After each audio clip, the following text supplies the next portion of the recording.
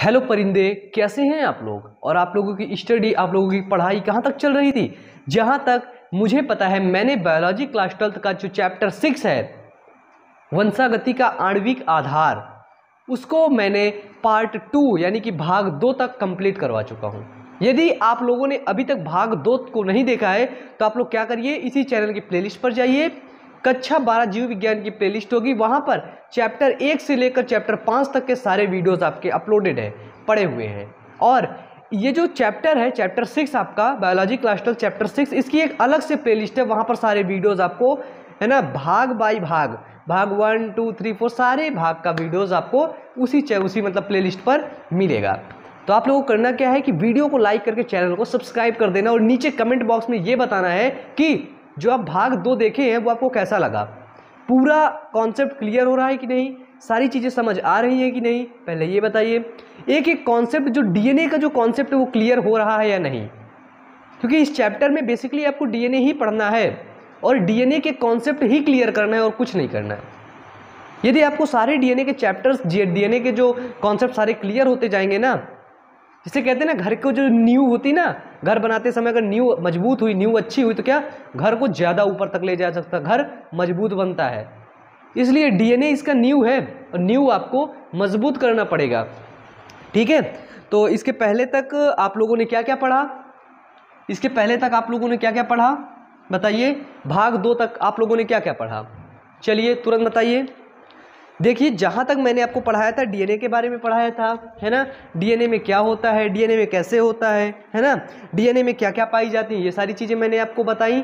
इसके बाद मैंने आपको एक चीज़ और बताया, वो था आपका ग्रिफिथ का रूपांतरण प्रयोग। सबसे पहला आपसे मेरा ये क्वेश्चन है कि जो ग्रिफिथ का रूपांतरण प्रयोग था वो किस पर प्रयोग किया गया और कौन सा बैक्टीरिया था। सेकेंड क्वेश्चन ये कि हर्शी और चेज ने कौन से बैक्टीरिया पर अपना प्रयोग किया, उस बैक्टीरिया का क्या नाम था। चलिए, 2 क्वेश्चन आप लोगों के लिए है, नीचे कमेंट बॉक्स में इन दोनों क्वेश्चन का जवाब आप लोग जल्दी से दीजिए, ठीक है। आज हम लोग क्या पढ़ेंगे, तो आज का टॉपिक है हमारा, चलिए देख लेते हैं। आज का टॉपिक है 4 ग्राफ का नियम। कौन सा टॉपिक है आज का हमारा, आज का टॉपिक है हमारा 4 ग्राफ का नियम, आज हम लोग पढ़ेंगे, ठीक है। 4 ग्राफ का नियम आपके एग्जाम के पॉइंट ऑफ व्यू से काफी इंपॉर्टेंट है। 4 ग्राफ का नियम, 4 ग्राफ ने क्या किया था, सन 1950 ईस्वी में 4 ग्राफ ने डीएनए को लेकर के अपना नियम दिया। कब दिया, 1950 ईस्वी में। और इन 4 ग्राफ का जो पूरा नाम था वो था एल्विन 4 ग्राफ, ठीक है। कभी कभी पूरा नाम भी पूछ लेता है, ठीक है,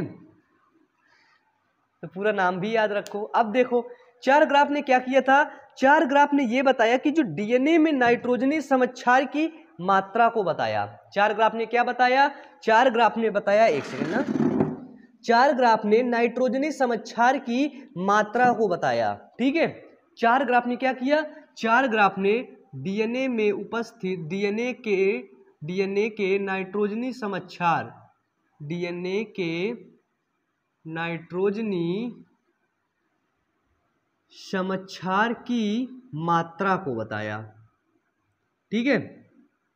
अच्छा, आप लोगों को ये पता है कि जैसे ये हमारा डीएनए है,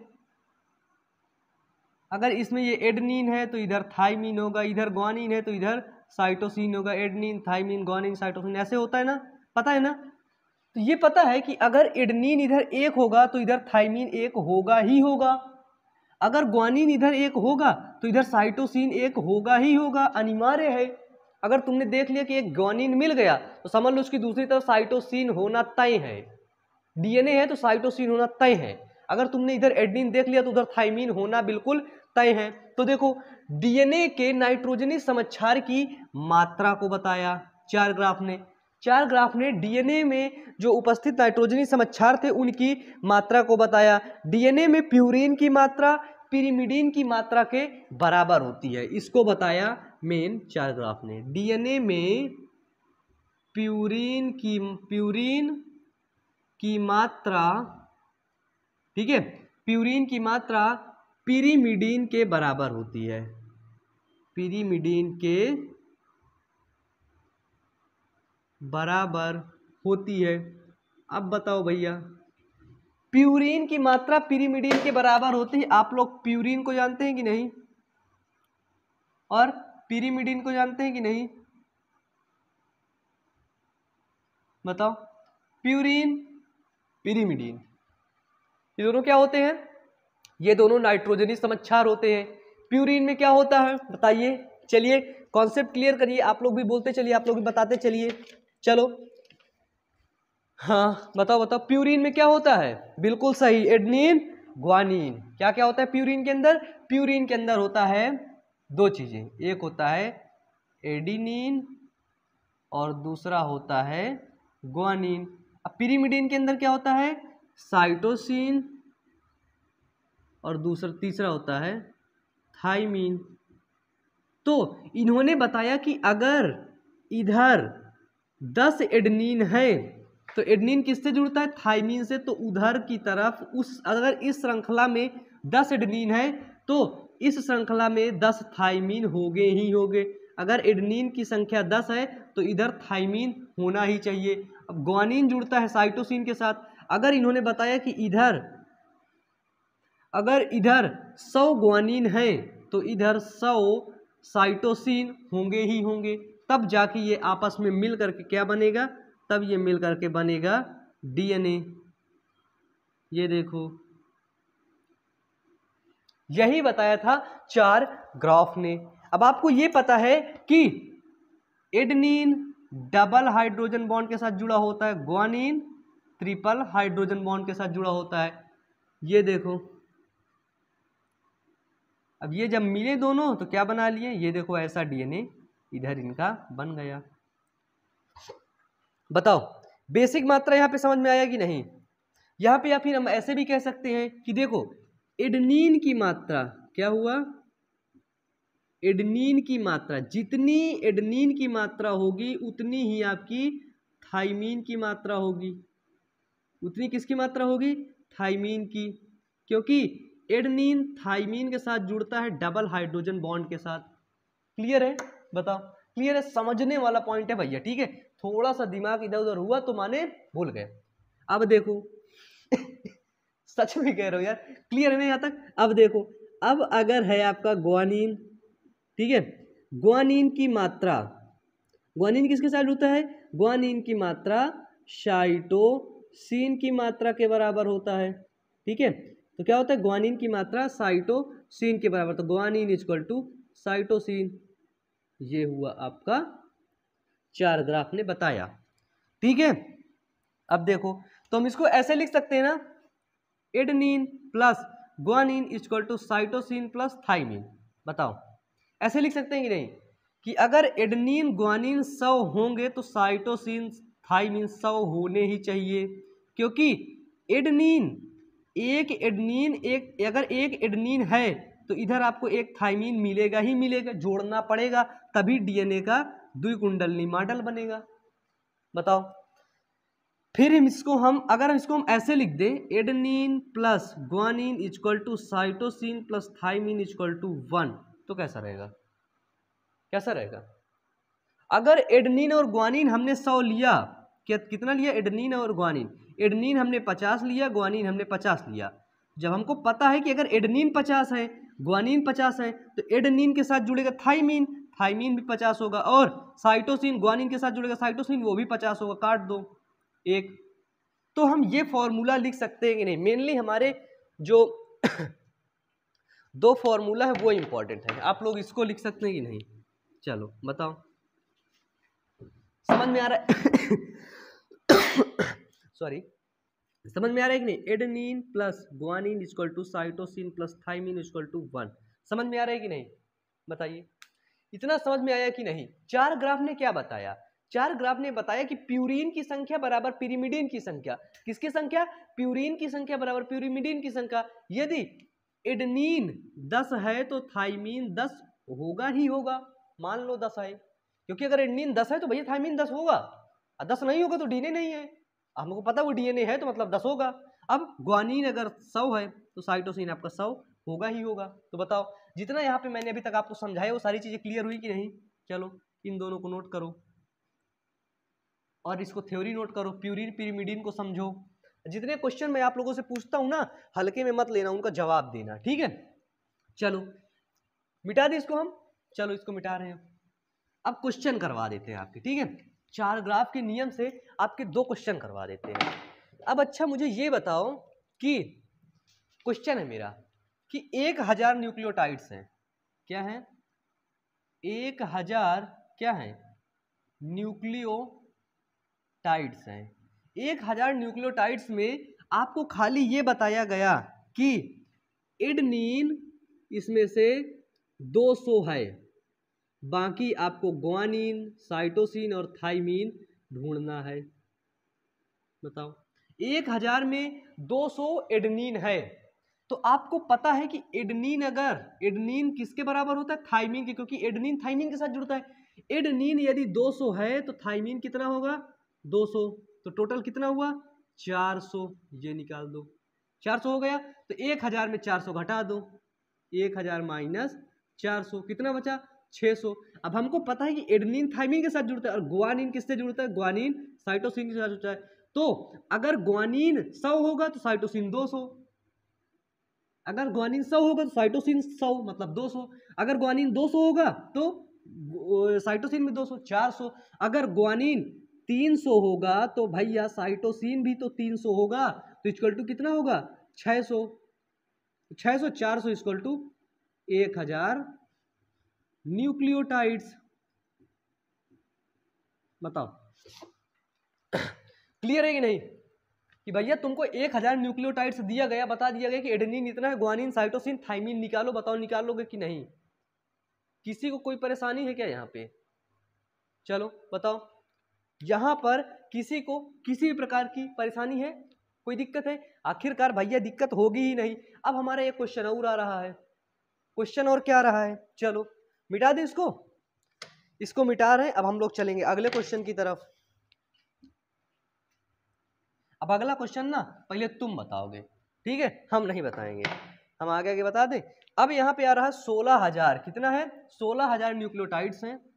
क्वेश्चन क्या है कि 16000 न्यूक्लियोटाइड्स हैं हमारे पास, 16000 न्यूक्लियोटाइड्स है, जिनमें से हमको पता है साइटोसिन 600 है, 6000 है। अब हमको एडेनिन भी निकालना है, थाइमिन भी निकालना है और ग्वानिन भी निकालना है। बताओ कैसे निकालोगे। इसके पहले का जो क्वेश्चन था बिल्कुल सेम टू सेम इसी पर बेस्ड था। बताओ इसके जो पहले क्वेश्चन अभी मैंने करवाया बिल्कुल सेम टू सेम, बिल्कुल मतलब हूबहू यही था। निकाल लोगे कि नहीं निकाल पाओगे, सच बताना। यदि इसको अभी तुम नहीं निकाल पाए तो इसका मतलब ये है कि तुम भी समझे नहीं, 4 ग्राफ का नियम समझे नहीं। अब भैया बायो अमन समझा दे, बायो अमन पढ़ा दे, तुम लोग ना समझो, इसका मतलब किसकी गलती है, जल्दी बताओ किसकी रिस्पॉन्सिबिलिटी, किसकी गलती है। तुम्हारी गलती है, मेरी गलती नहीं है। बताओ मैंने तुम्हें पढ़ाया, तुमने नहीं समझा, किसकी गलती है। चलो इसका जवाब नीचे बताओ, जल्दी से बताओ, हमारे जो बच्चे पढ़ने वाले हैं वो बताएं। अब आप लोगों को टेस्ट लिया जाएगा हर संडे, हर संडे आपका लाइव टेस्ट हुआ करेगा 8 बजे, ठीक है। चलो बताओ सर, नहीं पता, नहीं आ रहा यार, इतना समझाने के बाद भी। चलो मैं बताता हूं, हमको ये पता है कि साइटोसिन 6000 है, तो साइटोसिन किससे जुड़ता है, ट्रिपल हाइड्रोजन बांड के साथ, ग्वानिन के साथ जुड़ता है। यदि साइटोसिन हमारा 6000 है तो हमको पता है कि ग्वानिन भी तो हमारा 6000 होना चाहिए। तो 6 से कितना हुआ 12000। बताइए बॉस, बताओ भैया कहां कठिन है, 12000। अब 16000 में 12000 आप लोग घटा दो, 16000 माइनस 12000 कितना हुआ, इतना भी नहीं पता, 4000 बचता है। यार बेसिक मैथ है, इतना तो पढ़ लो, तुम लोगों को पता है, मुझे पता है। अब बताओ हमारे पास 4000 बच रहा है ना, ये डीएनए है, हमने बता दिया कि साइटोसिन और ग्वानिन ट्रिपल हाइड्रोजन बॉन्ड के साथ है। साइटोसिन है आपका 6000 तो ग्वानिन है 6000। अब हमको बच रहा है एडेनिन और थाइमिन का निकालना है डबल हाइड्रोजन बॉन्ड के साथ, तो हमको 4000 बच रहा है। तो हमको ये पता है कि अगर एडेनिन 1000 होगा तो थाइमिन भी 1000 होगा, अगर एडेनिन 2000 होगा तो थाइमिन भी 2000 होगा, यानी कि ये 2000 प्लस 2000 4000। तो हम लोग यहाँ पे देखते हैं, अगर एडेनिन है थाइमिन है, बच रहा है 4000, तो एडेनिन को हमने 2000 माना और थाइमिन को हमने 2000 दिया, तो ये कितना हो गया, ये हो गया 4000। अब टोटल पूरा कर दो, टोटल हो गया हमारा 16000 न्यूक्लियोटाइड्स। कंप्लीट हो गए। बताइए सर कोई दिक्कत है? अब एक क्वेश्चन तुम लोग देख लो, तुम लोगों को लगा के इसको देना है, ठीक है, कि एक कोशिका के अंदर है ना, एक कोशिका के अंदर 100 न्यूक्लियोटाइड हैं, 100 न्यूक्लियोटाइड हैं, उनमें से एडेनिन है, एडेनिन 10 हैं, तो ग्वानिन, साइटोसिन और थाइमिन का मान बताओ। तो ग्वानिन, साइटोसिन, थाइमिन कितने होंगे, कितने होने चाहिए, आपको इसके बारे में बताना है। 4 ग्राफ के नियम के अनुसार। चलो बताओ सर। अब इसको तुमको अपने मन से बताना है, इसको कोई नहीं बताएगा, तुम्हें पास आकर के ना कोई उसको बताएगा नहीं, ठीक है। मिटा दे। 4 ग्राफ का नियम समझ में आया, पूरा क्लियर हुआ कॉन्सेप्ट। चलो मिटा दे, इसको मिटाते हैं। अब हम लोग बढ़ते हैं नेक्स्ट टॉपिक की तरफ, है ना। एक टॉपिक के लिए बैठे थोड़ी ना रहेंगे, ये चैप्टर है हमारा, चैप्टर हमारा बहुत लेंदी है ना, बहुत बड़ा चैप्टर है हमारा भैया, इतना बड़ा किसी से बताना मत। नेक्स्ट है ना, नेक्स्ट चीजें है कि डीएनए का विकृतीकरण व पुनः आकृतीकरण। नेक्स्ट हम लोग समझेंगे कि डीएनए का विकृतीकरण, डीएनए का विकृतीकरण व पुनः आकृतीकरण। डीएनए का विकृतीकरण मतलब कि डीएनए का खंड जो विकृत हो जाए, टूट जाए, फिर पुनः उसी आकार में आ जाए, यानी कि इसको बोलेंगे denaturation and renaturation of DNA. क्या है? डीनेचुरेशन, डीनेचुरेशन और denaturation and renaturation, renaturation of DNA, ठीक है। Denaturation and renaturation of DNA. अब हमको ये बताइए कि हमारा डीएनए है ये, कंफर्म है, यही है ना, ये है हमारा डीएनए। अब ये बताइए अगर हमने डीएनए को हीट दे दिया, ये डीएनए था, हमने नीचे से क्या कर दिया, नीचे से हमने कुछ इसको हीट दे दिया, तो क्या होगा, तो हमको क्या होगा पता है आपको? डीएनए को जब हीट दे देंगे तो ये जो यहाँ पे डीएनए बंधा होता है, ये डीएनए आपका खुल जाएगा, यानी कि डीएनए का विकृतीकरण हो जाएगा, डीएनए का विकृतीकरण हो जाएगा। अब तुमको, तुम्हारी शरीर अगर बिल्कुल ढीली है ना, बिल्कुल मोटे हो, अच्छा कितने लोग मोटे हो अपना, सभी लोग बताएं अपना, आप तुम लोगों को वेट कितना है, तुम लोगों को वेट कितना है जल्दी बताओ। मेरा कितना है हम नहीं बताएंगे भैया, तुम लोग बताओ।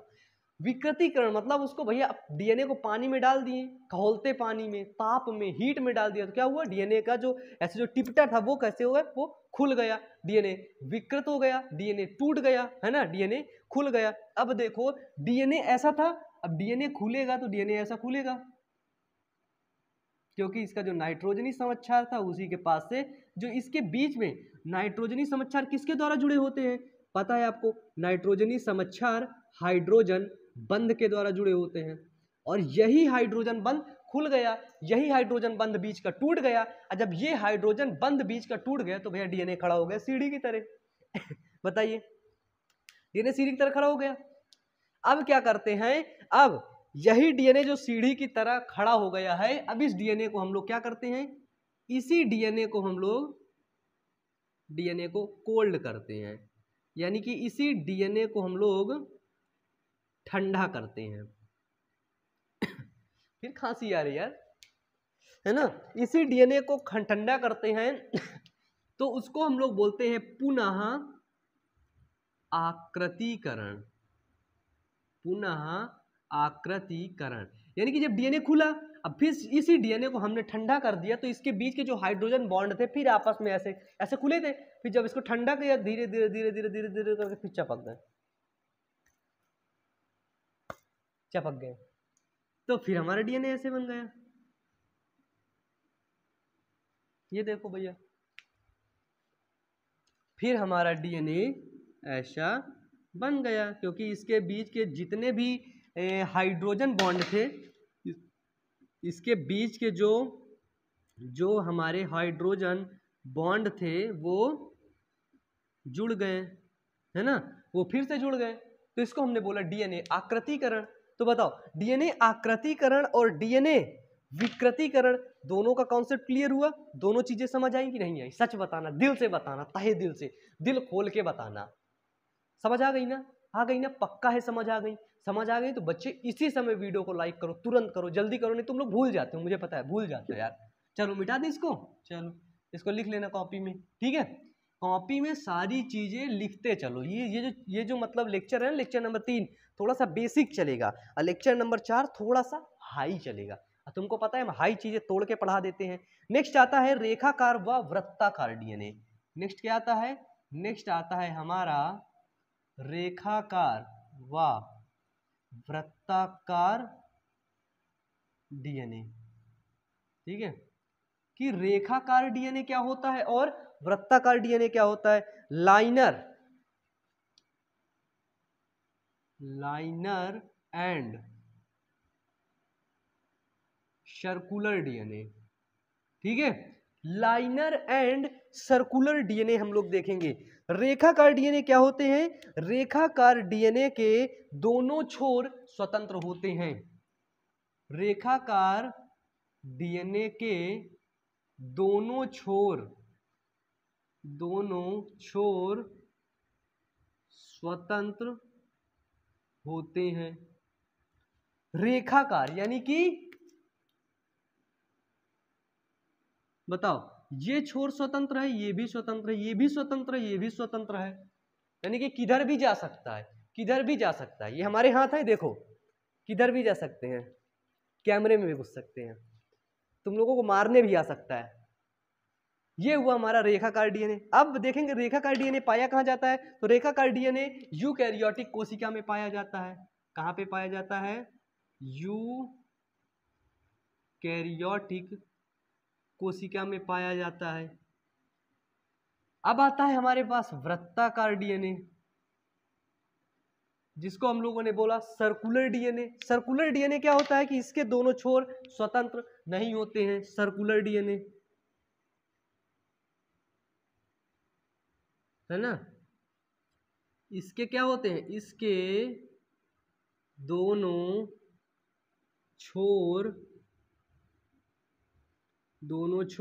स्वतंत्र नहीं होते हैं,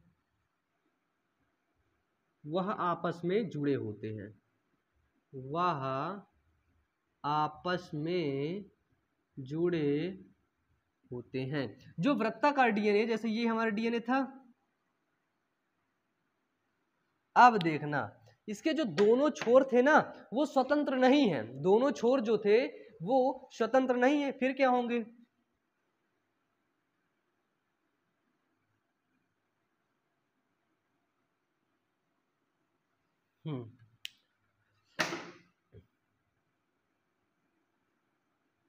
ये हो गया हमारा वृत्ताकार डीएनए।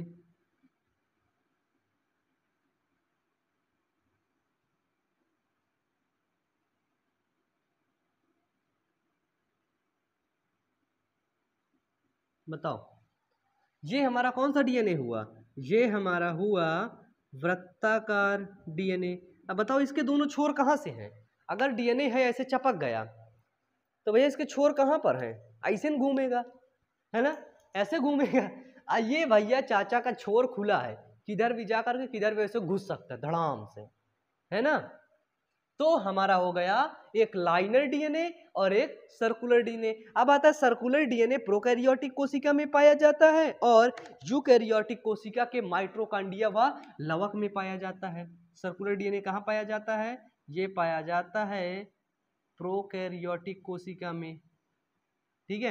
यदि आपने प्रोकैरियोटिक और यूकैरियोटिक कोशिका का वीडियो नहीं देखा है तो आप लोग चैनल पर जाइए और लिखिए prokaryotic cell and eukaryotic cell by bio अमन।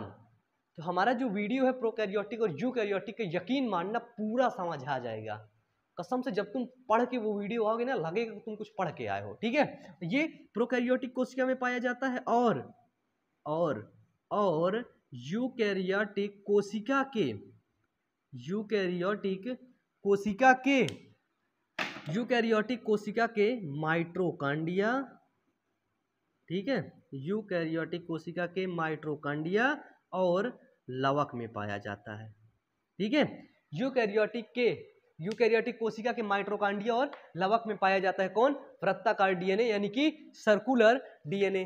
बताइए सर, यहां तक क्लियर हुआ? यहां तक एक एक चीजें क्लियर हुई कि नहीं? चलो मिटा दें इसको, चलो इसका स्क्रीनशॉट ले लो, तुरंत ले लो। अब हम चलते हैं नेक्स्ट टॉपिक की तरफ, है ना। चलो लिख लो सारी चीजें, है ना। नेक्स्ट टॉपिक हमारा आता है कि कोडिंग व नॉन कोडिंग डीएनए। क्या है हमारा? डीएनए है कि कोडिंग व नॉन कोडिंग डीएनए, कोडिंग व नॉन कोडिंग डीएनए।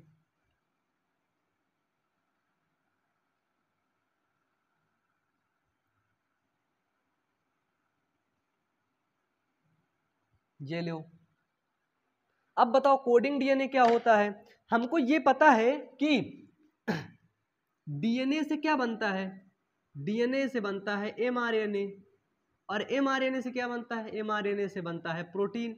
यानी कि डीएनए आदेश देता है एमआरएनए को कि भैया जाओ अब तुम प्रोटीन बनाओ, तुम्हारा टाइम हो गया प्रोटीन बनाने का, जाकर के चुपचाप प्रोटीन बना लो, नहीं मार खा जाओगे, है ना। है ना। अरे सच में ऐसे ही बोलता है। तुम लोगों को मजाक लग रहा है क्या?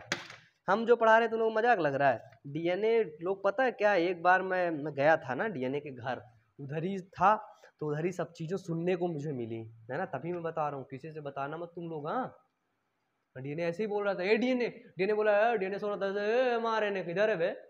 एमआरएनए बोला अरे जी सर मैं यहाँ हूँ, तो चल प्रोटीन बना। जी सर जा रहा हूँ प्रोटीन बनाने। सच में ऐसे ही बोलता है। अब देखो देखो, डीएनए का वह भाग जो आरएनए के निर्माण में भाग लेता है कोडिंग डीएनए कहलाता है।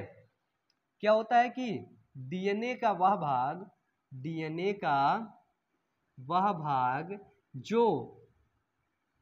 जो आरएनए के निर्माण में भाग लेता है कोडिंग डीएनए कहलाता है। ठीक है, क्या होता है? आरएनए के निर्माण में भाग लेता है, ठीक है, आरएनए के निर्माण में भाग लेता है कोडिंग डीएनए कहलाता है, कोडिंग डीएनए कहलाता है। यानी कि डीएनए के अंदर कोड होते हैं, उस कोड के अंदर लिखा रहता है कि चाचा ये वाला कोड आरएनए के पास जाएगा, ये वाला कोड हमारे पास ही रहेगा, ये वाला कोड आरएनए के पास जाएगा, ये वाला कोड हमारे पास रहेगा। ठीक है, उसे हम लोग एक्सॉन भी कहते हैं। क्या बोलते हैं इसको? हम लोग एक्सॉन, ठीक है, एक्सॉन के नाम से भी, एक्सॉन के नाम से जानते हैं। ठीक है, ये क्या है हमारा? ये है हमारा कोडिंग डीएनए। कोडिंग डीएनए को हम लोग एक्सॉन के नाम से भी जानते हैं। इसमें क्या होता है? इसमें डीएनए का वह भाग होता है, सपोज दैट ये हमारा डीएनए है, इसका ये भाग हमने निकाला, ये भाग हमने ये निकाल के सीधा कर लिया। तो इसमें देखा डीएनए का वह भाग जो आरएनए के निर्माण में भाग लेता हो, किसके निर्माण में? आरएनए के। तो इसके हमने कट कर दिए, काटा। तो इसमें से हमको पता चला कि भैया ये वाला आरएनए के निर्माण में लेता है, यानी कि ये एक्सॉन है, ये वाला नहीं लेता, फिर ये वाला लेता है, ये एक्सॉन है, फिर ये वाला नहीं लेता, फिर ये वाला लेता है, ये एक्सॉन है। ठीक है, ये क्या है? ये है हमारे एक्सॉन। कंफर्म है? ठीक है ना, एक्सॉन्स एक्सॉन्स एक्सॉन्स। ठीक है, ये क्या होता है? डीएनए का वह भाग जो आरएनए के निर्माण में भाग लेता है कोडिंग डीएनए कहलाता है, और इस कोडिंग डीएनए को हम लोग एक्सॉन बोलते हैं, या फिर हम लोग बोलेंगे सीधे कोडिंग डीएनए। अब हम लोग देखते हैं कि डीएनए का वह भाग जो आरएनए को बनाने में भाग नहीं लेता है नॉन कोडिंग डीएनए कहलाता है। ठीक है, क्या लिखोगे? डीएनए का वह भाग, अब तुम लोग लिख लेना, ठीक है। डीएनए का वह भाग जो आरएनए के निर्माण में भाग नहीं लेता है वो नॉन कोडिंग डीएनए कहलाता है। इसको किस नाम से जानते हैं? इसको हम लोग जानते हैं इंट्रॉन के नाम से। ठीक है, इसको इंट्रॉन्स के नाम से जानते हैं। ठीक है, इसको इंट्रॉन्स के नाम से जाना जाता है। ठीक है, इनको किस नाम से जाना जाता है? इनको इंट्रॉन के नाम से। तो हमने देख लिया, एक में क्या है? एक में है हमारा एक्सॉन्स, एक में है एक्सॉन्स, और इसमें क्या होगा? इसमें होगा इंट्रॉन्स। ये हो गए हमारे इंट्रॉन्स, ये हो गए हमारे इंट्रॉन्स। यानी कि एक्सॉन्स से क्या बनता है? एक्सॉन से बनता है एमआरएनए, इससे बना एमआरएनए, फिर इससे बना एमआरएनए, है ना। कि डीएनए का वह भाग जो जिससे आरएनए का निर्माण होता है उसको हम लोग बोलते हैं एक्सॉन्स। क्या बोलते हैं? एक्सॉन्स। अब ये बताओ, इसमें एक क्रिया होती है, उस क्रिया में ये जो इंट्रॉन्स होते हैं वो सभी हट जाते हैं। इंट्रॉन्स को हटा दिया जाता है। इंट्रॉन्स को बाहर निकलने की क्रिया को बोलते हैं स्लाइसिंग। क्या बोलते हैं? Splicing, splicing. ठीक है, ठीक है। इंट्रॉन्स को बाहर निकालता है, इंट्रॉन्स को बाहर हटाना, इंट्रॉन्स को बाहर हटाना कहलाता है स्प्लाइसिंग। ठीक है, क्या क्या कहलाता है? स्प्लाइसिंग। लिखो स्प्लाइसिंग, भैया वो नमवा ऐसा है। ठीक है, जैसे स्पेलिंग है ना, ये स्प्लाइसिंग। अब हमको ये बताओ भैया कि जब इनसे ये एक्सॉन हट जाएंगे तो चाचा ये कैसा डीएनए बन जाएगा? इस डीएनए के अंदर क्या रहेगा? इस डीएनए के चारों तरफ या इस डीएनए के जो अंदर रहेंगे वो सारी चीजें क्या रहेंगी? वो सारे एक्सॉन्स ही रहेंगे। क्या रहेंगे? वो सारे हमारे एक्सॉन्स ही रहेंगे। बताओ, जब स्प्लाइसिंग, इसमें हमने इंट्रॉन्स को हटा दिया, इससे इंट्रॉन्स को हटा दिया तो सबके अंदर एक्सॉन्स रहेंगे। ठीक है, इसी को हम लोग बोलते हैं कोडिंग डीएनए। ठीक है, तो बताओ कोडिंग डीएनए तक, यहां तक सभी बच्चों को क्लियर है? यहां तक किसी भी बच्चे को एनीथिंग एल्स? चलो हाथ ऊंचा कर दो, हाथ खड़ा कर दो। ऐसे खड़ा नहीं कर रहे हो? अरे खड़ा करो भैया, अपनी बॉडी को मूवमेंट करो। एक जगह बैठे बस ऐसे लगा के लेक्चर देख रहे हैं, ऐसे देखने में चाचा क्या होगा? कुछ नहीं होगा। बॉडी को मूवमेंट करो। हम बोल रहे हैं, बोलो बोलो एक्सॉन्स, बोलो, तुम बोलो, फिर से बोलो, फिर से बोलो। अब बोलो इंट्रॉन्स। हाँ हाँ हाँ, ठीक है, बोलो। चलो नाम रट लो। अब अच्छा, इसको मिटा दें, हम मिटा दें। चलो अब थोड़ा सा डीएनए के बारे में थोड़ा सा और जान लेते हैं, फिर हम इस लेक्चर को खत्म करते हैं। ठीक है, इसका पार्ट 3 खत्म होगा, फिर आप लोग क्या करिएगा? फिर पार्ट 4 का इंतजार करिएगा। उसके लिए ढेर सारा कमेंट करिएगा। हमको अच्छा ये पता है कि नहीं, डीएनए हमारा कहाँ पाया जाता है? डीएनए हमको पता है वो कहाँ पाया जाता है? वो पाया जाता है न्यूक्लियस में, यानी कि केंद्रक में। हमको ये भी पता है कि डीएनए के अंदर हिस्टोन प्रोटीन पाई जाती है। कौन सी प्रोटीन? Histone protein. कौन सी प्रोटीन पाई जाती है? Histone protein. अच्छा, आपको ये पता है कि जो हिस्टोन प्रोटीन होती है वो 4 प्रकार की होती है। कौन कौन सी? H2A, H2B। ठीक है, हिस्टोन प्रोटीन 4 प्रकार की होती है, H2A, फिर H2B, फिर H3 और H4। क्या आपको पता है ये? चलो सच सच बताना, कसम से बताना, दिल खोल के बताना, जल्दी से कमेंट कर दो। सच में पता थी कि नहीं कि हिस्टोन प्रोटीन 4 प्रकार की होती है?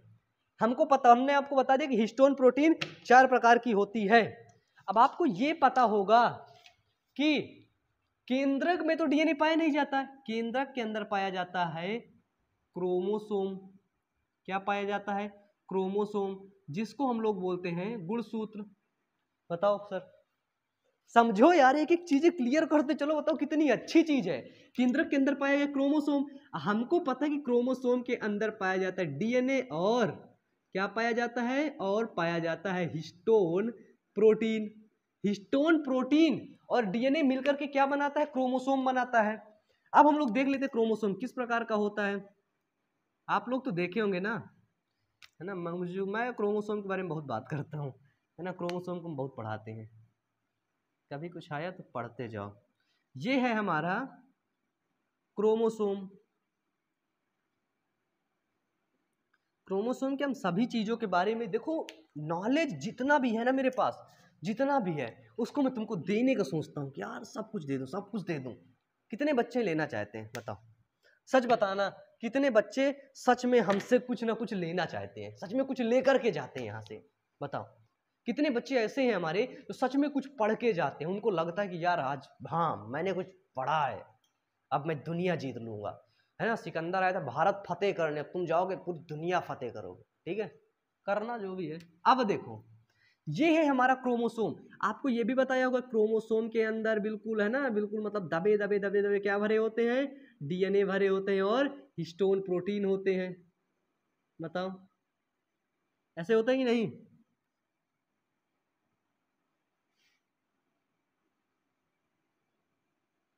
बताइए।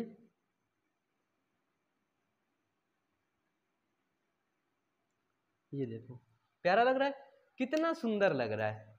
अब ये बताओ मुझको, बिल्कुल माइन्यूट सी चीजें हैं, इसके अंदर क्या भरा है? इसके अंदर है डीएनए, और क्या है?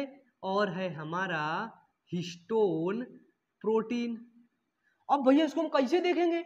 इसको देखने के लिए हमको जूम करना पड़ेगा, किसको? आंखों को। आंखों को नहीं सर, काटना पड़ेगा। क्या हमने कर दिया? कट कर दिया। कट करने के बाद इसको हमने माइक्रोस्कोप में लाया, माइक्रोस्कोप में देखा, इसके कुछ धागों को निकाला, तो ये धागे ऐसे निकलते हुए बाहर की तरफ निकले। ये जो धागे थे ऐसे निकलते हुए बाहर की तरफ निकले, हमने इसको बोल दिया ये क्या है? ये है हमारा डीएनए। डीएनए का फुल फॉर्म क्या होता है? डीएनए का फुल फॉर्म होता है डीऑक्सी राइबोन्यूक्लिक एसिड। हमने बता दिया ये डीएनए है। अब हमको ये पता चला कि डीएनए के साथ साथ प्रोटीन भी होती है। क्या होती है? इसके साथ प्रोटीन भी होती है। अब प्रोटीन 4 प्रकार की होती है, तो भैया 1 2 3 4। अब देखना, ये जो प्रोटीन है हमारी, ये क्या है? ये है H2A, ये क्या है? H2B, ये क्या है? H3, और ये क्या है? H4। अब हमको ये पता है कि ये जो हमारी हिस्टोन प्रोटीन है ना, हिस्टोन प्रोटीन के चारों तरफ डीएनए लपटा रहता है, ये पता है। हमको एक बात ये पता है कि हिस्टोन प्रोटीन 4 होते हैं, लेकिन ये चारों 2-2 होते हैं। यानी कि जो H2A है ना, वो 2 बार H2A होगा, H2B है ना, वो 2 बार H2B होगा, H4 है ना, वो 2 बार H4 होगा, और H3 है वो 2 बार H3 होगा। अब बताओ कि H2A हमने लिख दिया भैया 2 बार है, H2B 2 बार है, H3 2 बार है, और H4 2 बार है। हमने देख लिया, ये हमारा हो गया डीएनए। ये हुआ डीएनए, ये हुआ हिस्टोन प्रोटीन। बताओ ये क्लियर है कि नहीं? बताओ क्लियर है कि नहीं? अब हमने ये जो हिस्टोन प्रोटीन के जो अणु हैं, इनको हमने बोला ऑक्टोमर हिस्टोन। क्या बोला? ये जो 4 बार मतलब लिया गया 8 बार, तो इसको हमने बोला ऑक्टोमर हिस्टोन। ठीक है, ऑक्टोमर वर्ड से इसको इंडिकेट किया गया। ठीक है, ऑक्टोमर हिस्टोन इस चीज को बोला गया। और ये क्या है? हिस्टोन प्रोटीन के इसमें क्या लिया गया? इसमें लिया गया हिस्टोन प्रोटीन के 2-2 अणु लिया गया। क्या लिया गया? हिस्टोन प्रोटीन के 2-2 अणु लिया गया। अब भैया हमको ये बताओ कि जब 2 अणु इसके लिया गया, किताब में देखे होगे, तो क्या होता है? तो हमको एक बात ये पता है, एक सेकंड ना, हमको एक बात मार्कर, हाँ हमको एक बात ये पता है कि हिस्टोन प्रोटीन जैसे ये है तो डीएनए हिस्टोन प्रोटीन के कुंडलित रहता है।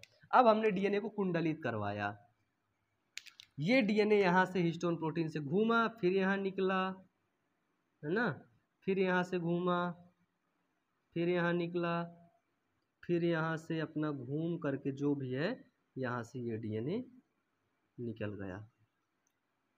अब देखो फिर इसकी सजावटी थोड़ा सा कर दें, है ना, सजावट कर देंगे, तुम लोगों को देखने में अच्छा लगी। ये देखो भैया ये बताइए, कुछ बच्चों की डिमांड थी कि सर आपकी लैंग्वेज नहीं अच्छी है, तो हम कौन सी लैंग्वेज का उपयोग कर देते हैं आपके पास? हम बस वही समझाने के लिए फ़नी तरीके से इस्तेमाल करते हैं। तो बताइए कितने बच्चों को ऐसा लगता है कि हमारी जो भाषा है ना, ये जो बीच में बोल दिया करते हैं ना अपनी वाली भाषा में, खराब लगती है? बताओ कितने बच्चे जिनको खराब लगती है? चलो जल्दी से कमेंट करो। हमारी जो ये लैंग्वेज समझाने वाली है, थोड़ा सा कॉमेडी करके समझाने वाली, थोड़ा सा खराब लगती है क्या तुम लोगों को? बताओ खराब लगती है? खराब न लगती होती तो लड़का बोलता ही नहीं हमें। कमेंट में पढ़ा था हमने, एक दिन कमेंट पढ़ लिया था धोखे से। अब ये बताओ भैया कि डीएनए हमने इसको निकाला, बात पता है कि क्रोमोसोम गुणसूत्र के अंदर डीएनए और हिस्टोन प्रोटीन है। ये देखो डीएनए के अंदर, क्रोमोसोम के अंदर डीएनए और हिस्टोन प्रोटीन है। हमने देखा कि हिस्टोन प्रोटीन को हमने बोला ऑक्टोमर हिस्टोन। हिस्टोन प्रोटीन के दो अणु पाए गए, 4 हिस्टोन प्रोटीन मतलब 8, 8 का मतलब होता है ऑक्टोमर हिस्टोन। अब ये ऑक्टोमर हिस्टोन, ये ऑक्टोमर हिस्टोन और डीएनए जब आपस में मिल गया, यानी कि ऑक्टोमर हिस्टोन और डीएनए के आपस में मिलने से जो संरचना बनी, ये हिस्टोन प्रोटीन ये है, इसके ऊपर डीएनए जब आपस में लपट गया तो जो संरचना बनी उसको हम लोग बोलते हैं, उसको गलत हो गया, जल्दी जल्दी लिख देता हूँ ना, ये देखो उसको हम लोग बोलते हैं न्यूक्लियोसोम। अब ये बताओ अगर तुमसे अब कभी भी न्यूक्लियोसोम पूछा जाएगा तो बता दोगे ना? बोर्ड एग्जाम का इंपॉर्टेंट क्वेश्चन, बोर्ड एग्जाम का इंपॉर्टेंट क्वेश्चन, और सबसे इंपॉर्टेंट क्वेश्चन तो भैया यहीं पे मैंने तुम्हें बता दिया, जो बिल्कुल सिंपल तरीके से तुमको याद हो गया। सबसे मेन इंपॉर्टेंट ना यही था, ये था सारी चीजें। बताओ समझ आया ना? कोई दिक्कत? कोई दिक्कत नहीं बॉस। भैया वायु अमन के ना तुम लोग ओपन परिंदे हो, खुले परिंदे हो, पर खोल के उड़ोगे और जिधर जाओगे ना उधर खड़े होगे तो लगेगा कि यार हमने कुछ पढ़ा है, हमने कुछ सीखा है। लेकिन सीखने का जज्बा, सीखने का जुनून, कुछ नया सीखने का, कुछ नया पढ़ने का जो जुनून होता है वो आपके अंदर होना चाहिए। यदि वो आपके अंदर है तभी आप आगे जा सकते हैं। जब आप अपनी पढ़ाई पर, अपनी जिंदगी पर, या आप कोई बिजनेस करना चाहते हैं उस पर अपना समय देंगे, उस पर थोड़ा सा वर्क करेंगे, तभी आप उस चीज से आगे निकल पाएंगे, उस चीज को छोड़ करके आगे निकल पाएंगे। और यदि आप कुछ काम ही नहीं करेंगे, वर्क ही नहीं करेंगे, एक जगह बैठे रहेंगे, आपका काम है बस सुबह उठना, खा लेना, फिर सो जाना, तो जिंदगी में तुम्हें क्या मिलेगा? सोने से क्या मिलेगा? मैं तुम्हें बताना चाहता हूं कि 100% की जिंदगी में आधी जिंदगी 50% तो सुप्त अवस्था में गुजर जाती है, सोने में गुजर जाती है। 50% जिंदगी मतलब हम अपनी सोने में गुजार देते हैं। 12 घंटे जागते हैं तो 12 घंटे सोते हैं। अच्छा बहुत थक गए हैं, आराम कर लें। आप लोगों को एक बात ये नहीं पता, जब आप ह्यूमन ब्रेन पढ़ोगे तो हमारे जो ब्रेन में क्या होता है, हमारे ब्रेन में बायोलॉजिकल क्लॉक होती है, बहुत ढेर सारी चीजें ब्रेन में फिट रहती हैं। अगर हमने इसको सिग्नल्स दे दिए कि यार हमारे लिए ना 4 घंटे की नींद बहुत है, 4 घंटे की नींद बेहतर है, तो भैया जी तुम्हारा ब्रेन ना बॉडी को 4 घंटे के हिसाब से रेगुलेट कर देगा, 4 घंटे के हिसाब से ना मैनेज कर देगा, बॉडी को बताएगा कि भैया 4 घंटे की नींद बहुत है, इससे ज्यादा मत लो, नहीं तो सर दर्द करेगा, ये होगा। तो उस हिसाब से आपकी बॉडी भी कंफर्टेबल हो जाएगी। तो उठो, मेहनत करो, पढ़ो, लिखो, अपनी जिंदगी में आगे बढ़ो। तो इसी तरह पढ़ते रहो, जोश के साथ पढ़ते रहो, मेहनत करते रहो। फिर मिलते हैं अगले वीडियो में, तब तक के लिए बने रहिए वीडियो पर। वीडियो को लाइक करके चैनल को सब्सक्राइब कर दीजिएगा। Wish you all the best. Thank you.